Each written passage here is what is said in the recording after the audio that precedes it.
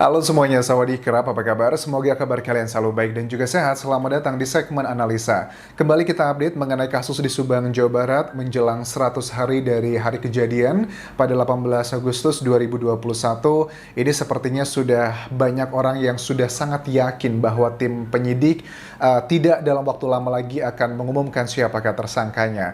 Nah, sekarang di video kali ini aku akan bahas mengenai obrolanku bersama Dr. Hastri yang merupakan ahli di bidang forensik, salah satu yang terbaik di Indonesia. Pada saat aku ngobrol juga bersama Denny Darko di channel YouTube-nya. Nah, ada beberapa bagian yang akan aku analisa lebih detail lagi. Ini terkait dengan puntung rokok dan juga DNA. Kenapa aku tanyakan dengan Dr. Hastri adalah mengenai DNA, puntung rokok, ataupun juga hal-hal yang berhubungan dengan autentik seperti itu, karena memang jatahnya beliau adalah mengenai forensik, hal-hal yang bisa dijadikan sebagai alat bukti, bukan tentang BAP, bukan tentang yang lainnya. Jadi teman-teman pada saat melihat video ini tahu backgroundnya kenapa aku bertanya seputar DNA, seputar sidik jari dan sebagainya, karena memang itu adalah bagian beliau. Kalau sidik jari sih bukan bagian dari Dr. Hastri, tapi itu adalah bagian tim Inavis, tapi paling tidak beliau juga cukup knowledgeable dalam hal sidik jari juga.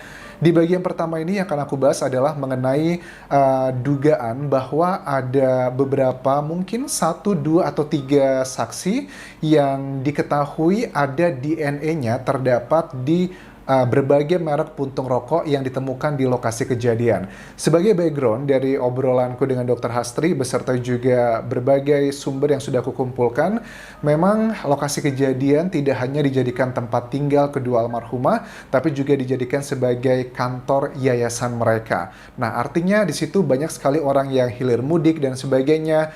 Nah, topiknya adalah mengenai puntung rokok. Kok bisa ada banyak sekali berbagai jenis merek di sana? Karena memang mungkin orang datang ngerokok dan sebagainya. Kemudian adalah pertanyaan yang wajar kita sebagai masyarakat awam, waduh Dr. Hastri, kalau seandainya nih memang itu lokasinya jadi tempat umum dalam tanda kutip dan banyak orang merokok, kenapa kok bisa ada nih nama saksi yang sudah tersebutkan di media massa bahwa DNA-nya ada di situ? Bukankah itu hal yang wajar?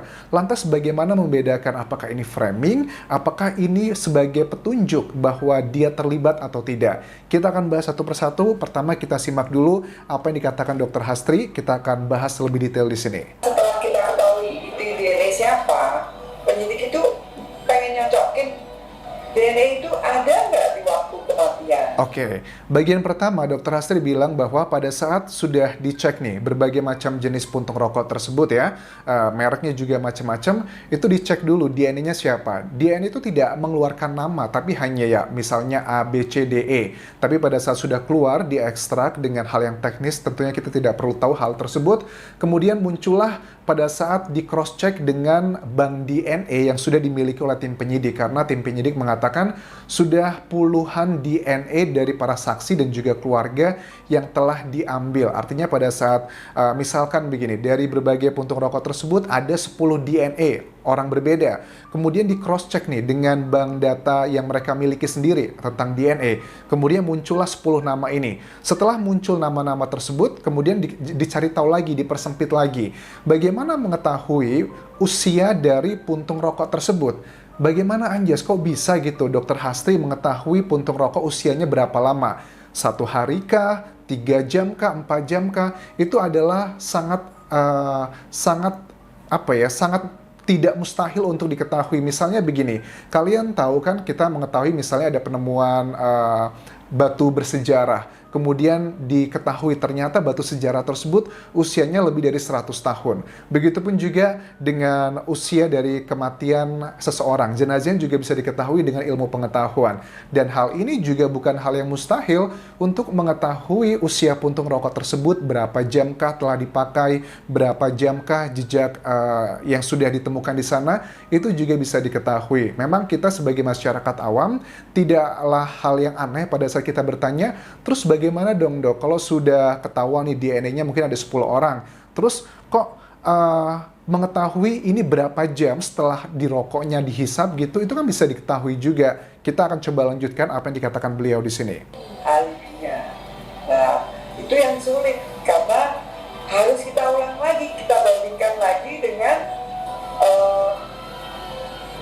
mungkin properti atau sisa-sisa rokok yang lain.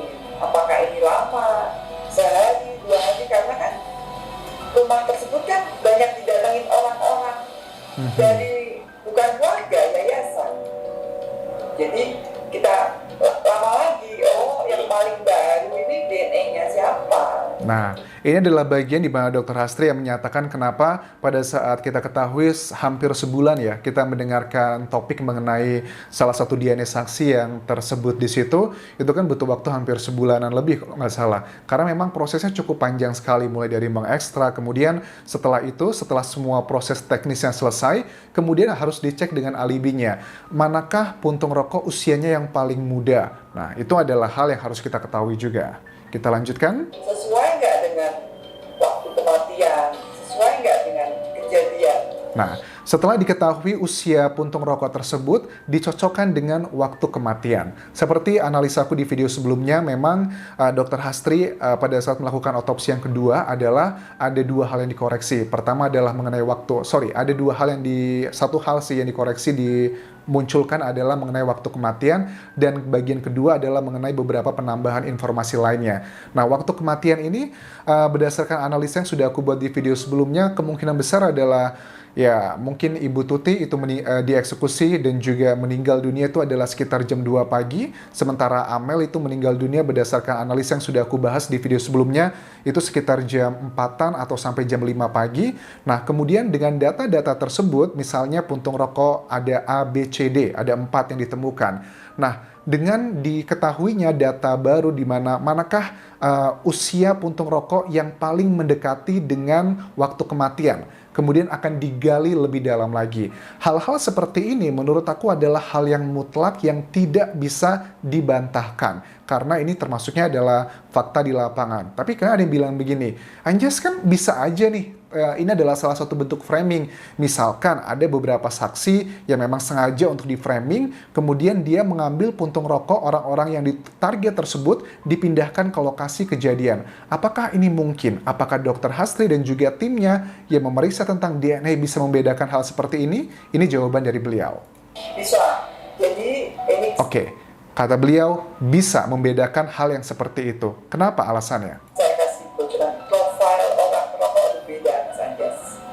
Bisa satu puntung rokok habis, bisa sampai hanya 3/4. Profil orang merokok itu berbeda. Maksudnya profil itu lebih ke karakteristik, kebiasaan orang merokok itu berbeda-beda. Misalkan sudah ditemukan ada 4 DNA dari puntung rokok tersebut yang dicurigai, kemudian ya harus diselidiki lebih dalam begitu. Tidak bisa berdiri sendiri hasil dari penyelidikan DNA ini, tapi juga harus dibarengi dengan beberapa keterangan lainnya agar memverifikasi apakah ini masuk akal atau tidak. Tapi Dr. Hastri mengatakan bahwa bisa dengan cara profiling bagaimana dia itu merokok dan macam-macam mereknya apa, kemudian ada hal-hal yang detail, ini adalah bagian orang yang expert. Tapi kalau untuk kita bukan yang expert, pada saat kita memahami sebuah data, kita ngerti bagaimana logika berpikirnya. Tapi kalau untuk mencari tahu bagaimana teknisnya mengekstrak DNA tersebut, kemudian memverifikasi hal teknis seperti itu, yaitu adalah orang yang butuh expert. Tapi kalau untuk memahami datanya, ini adalah public knowledge. Semua orang itu bisa memahaminya. Tidak perlu kita harus lulusan kedokteran, harus lulusan forensik untuk memahami datanya. Karena yang kita bahas adalah bagaimana cara kita berpikir, logical thinkingnya. Bisa cara memegangnya seperti apa? Lah, biar pemirsa juga tahu, kita itu juga profil dari saksi-saksi ini, bagaimana sih dia memegang rokok? Bagaimana sih dia menghabiskan rokok? Dan itu sudah bisa kita buktikan. Profilingnya salah satu aktivitas yang simple ya, pasti akan lebih complicated, tapi karena itu bukan bidang kita, pasti akan sangat butuh waktu panjang. Salah satu contohnya adalah pada saat seseorang tersebut yang dicurigai, misalkan kalau seandainya ada dugaan bahwa rokok tersebut adalah hasil framing dari si pelaku-pelaku yang mungkin tidak bertanggung, ya pasti nggak bertanggung jawab kan ya. Itu bagaimana cara memegang rokoknya, bagaimana rokok kesukaannya, bagaimana kebiasaan dia pada saat merokok, apakah karena ada sebagian orang, kalau aku analisa, karena aku juga bukan perokok ya, tapi kalau aku melihat teman-temanku yang merokok, mereka itu punya kebiasaan tertentu yang berbeda-beda. Misalkan, ada satu temanku, kalau ngerokok itu bener-bener sampai habis gitu kan ya, sampai sisanya tuh mungkin nggak tahu, busanya sampai ujungnya itu aja sampai bener-bener habis. Tapi juga ada temanku yang ngerokok belum habis total, itu sudah dihentikan ngerokoknya. Nah, kemudian juga ada cara megangnya. Kan cara megangnya nanti ini berhubungan dengan sidik jari kan ya. Apakah ini sidik jarinya terkontaminasi dengan orang lain yang mengambilnya? Ada yang bilang gini juga. Tapi kan siapa tahu aja Anjas, orang yang berusaha memframing sejumlah orang saksi tersebut, kemudian dia mengambilnya dengan sarung tangan, kemudian dimasukkan ke lokasi yang dituju, itu juga bisa. Tapi kalau kita bicara kemungkinan, selalu ada. Tapi kemungkinan terbesarnya itulah menurut aku pada saat kita membahas mengenai hal-hal yang bersifatnya ilmu-ilmiah. Kita lanjutkan. Ternyata berbeda-beda. Nah, nanti bila suatu nanti diumumkan ya memang